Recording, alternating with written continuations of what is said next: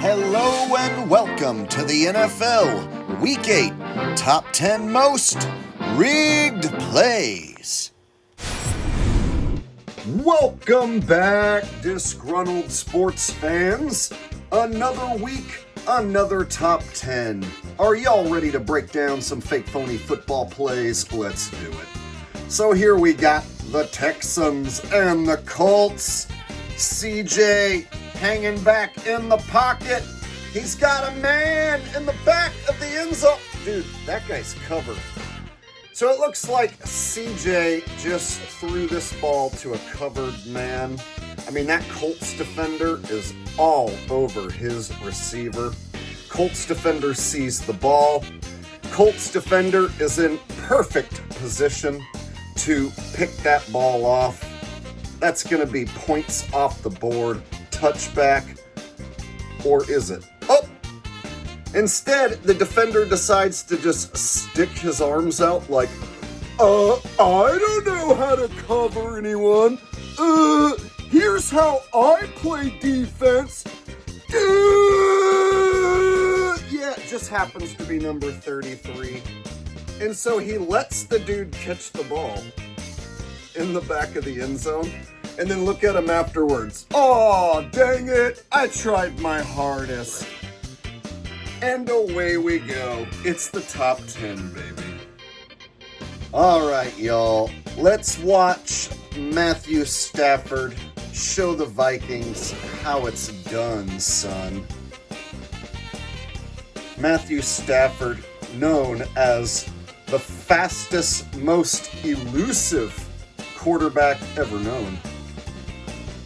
Look at him escape this pocket. You see this defensive lineman trying to chase down the fastest, widest quarterback in the history of football.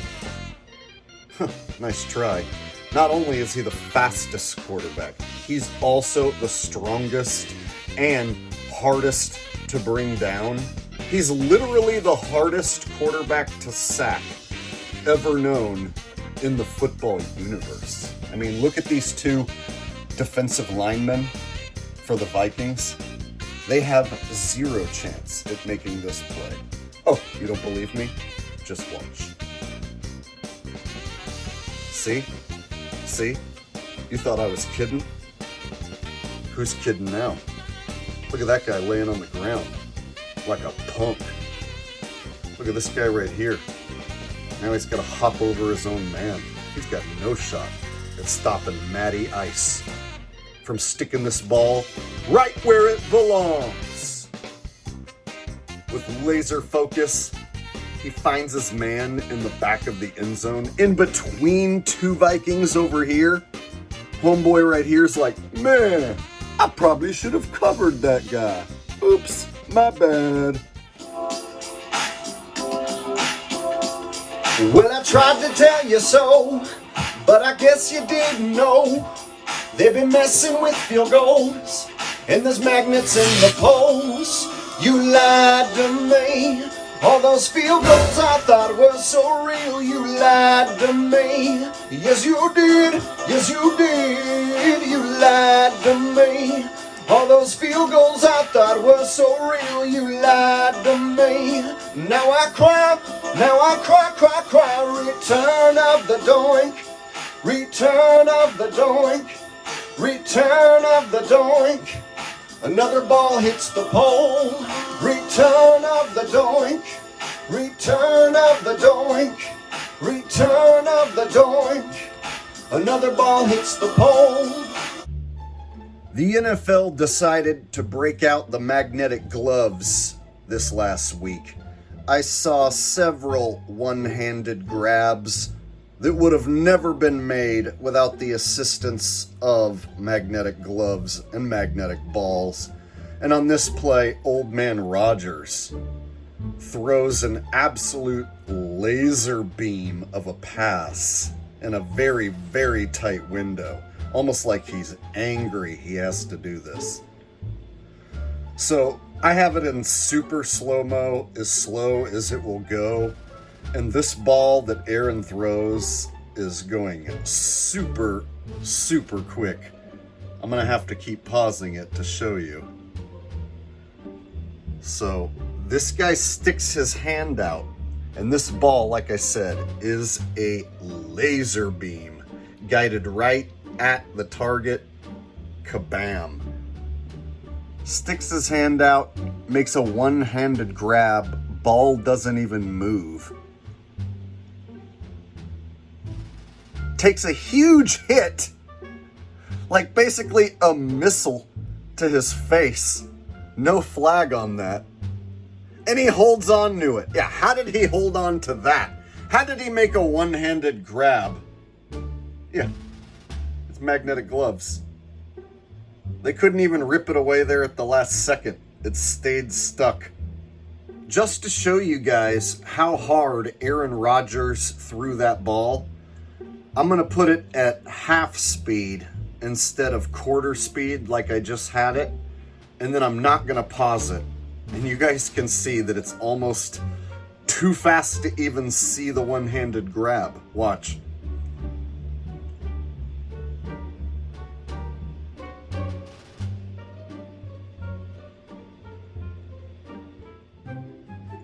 So in this game, the Cowboys were getting whooped by the 49ers, but late in the game, the 49ers let the Cowboys score an easy cupcake touchdown to make it close and make it look like the Cowboys might come back and win.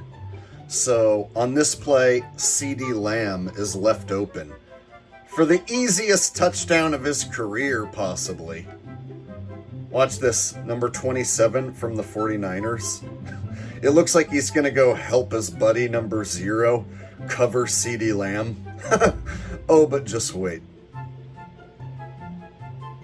So number 27 goes over there and absolutely levels his own man on the play, leaving CeeDee Lamb wide open, like I said. Probably one of the easiest touchdowns he'll ever score in his career. Yeah, it's pretty easy when defenders, level each other out there on the field and you're left wide open. This play right here, man, is some extra phony rigoroni with a side of bologna. All right, let's get serious.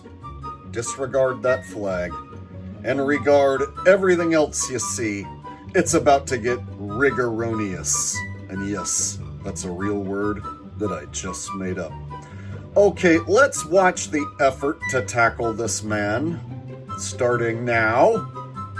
So this dude right here, in classic NFL fashion, is going to come running up at full speed with no concept of momentum, has no clue how to stop his own body.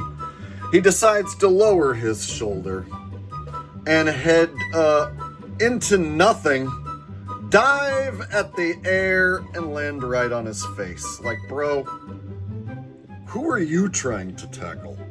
An invisible man? I guess. So this Giants player, he gets really weakly blocked, and he's out of the play. Number 57. Oh, he goes for a hand swipe, but he misses. And that's the most effort he can conjure up. So this guy sticks out his hand, touches his back, falls down. I mean, yeah, of course, you touched his back. Why wouldn't you fall down? And then he goes to the ground and then becomes an obstacle, which trips up his own man. So those guys are out of the play. Would anyone else like to make this even more ridiculous? I hope not.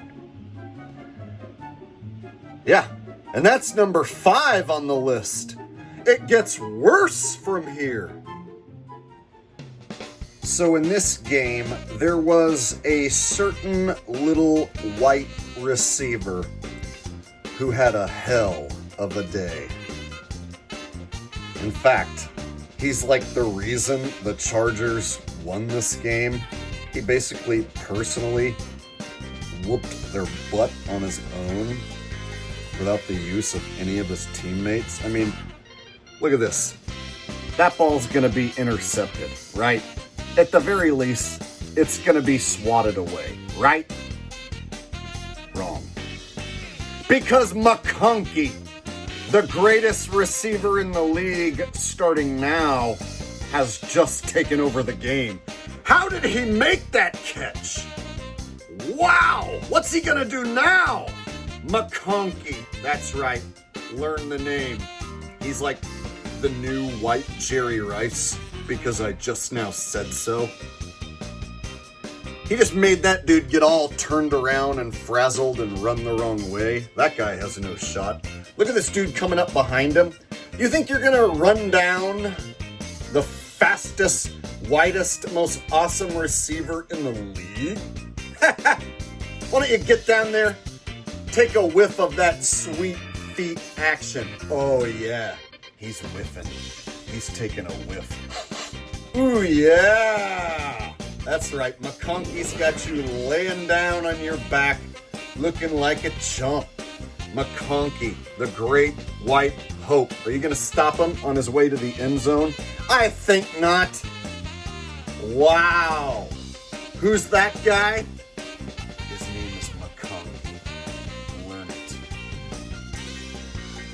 So you guys know, I don't usually include bad calls by the phony refs on my list. And the reason is because I like to keep the players as the main focus, because they are the ones playing pretend football. And so I think it's a fanboy move to blame the refs when your team loses. But in this case, this is a blown, missed call that should have been seen, and it was seen. So you got this ref right here, and you got a penalty that's about to happen on Sam Darnold right here that the ref should easily be able to see. So Darnold's back here in the end zone, and it's late in the fourth quarter, so this is a big deal. And he goes to scramble out of the pocket, and this defensive player right here, I don't know who he is, it doesn't matter, grabs hold of his face mask right in front of this ref and blatantly rips the face mask backwards. So this is easily a 15-yard penalty. Gonna give the Vikings a first down.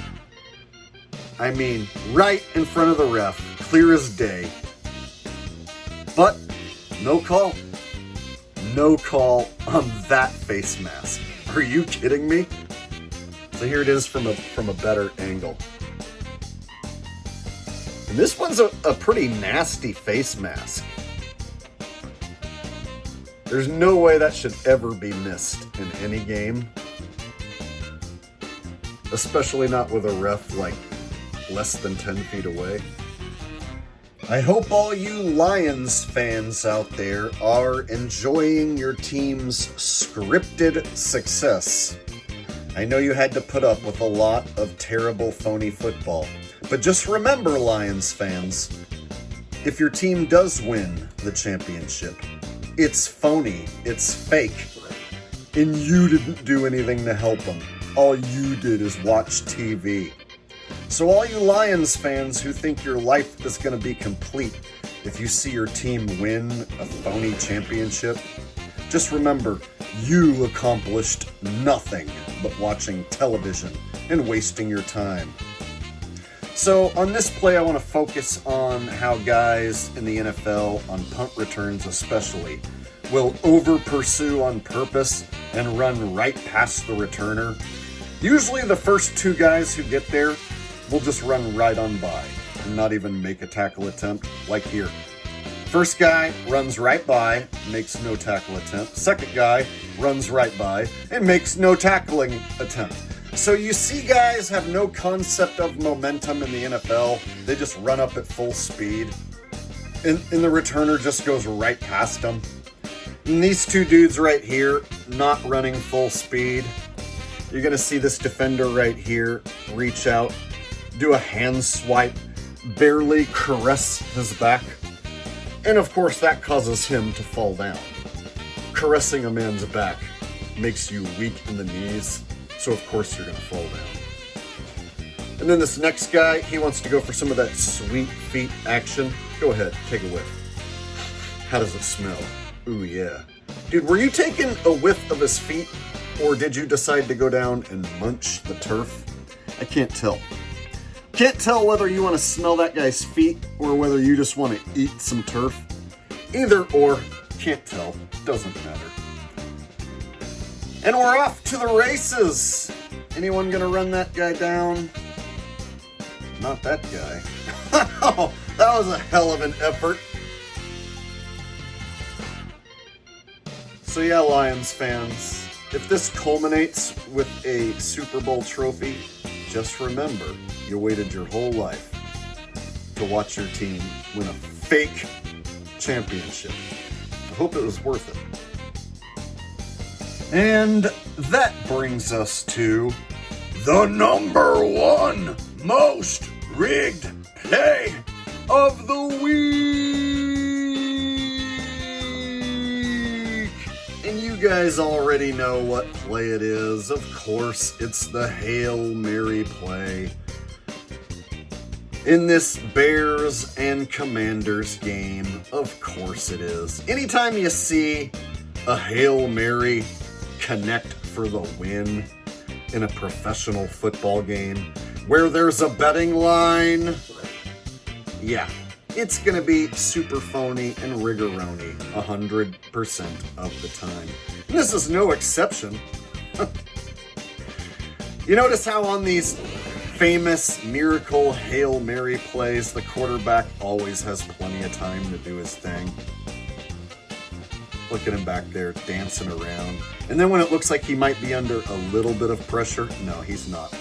This is all just an illusion so that he can create even more time and let all his men get set up exactly where they need to be.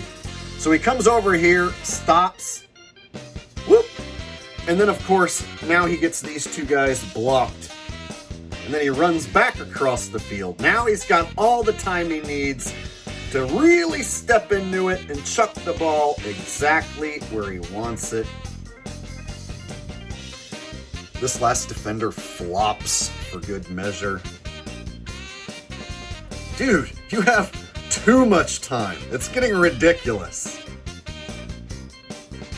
So he chunks this ball, and this ball is going to be just short of the end zone. And defenders know in a Hail Mary play like this, you knock it down. You knock it down, you knock it down, you knock it down. As the ball's coming in, you swat it downward as hard as you can. You do not, in any circumstance, want to tip that ball up in the air, because that's how it might end up getting completed. And of course, what happens? Boop! Gets tipped up in the air. Look at how the whole group is all bunched together.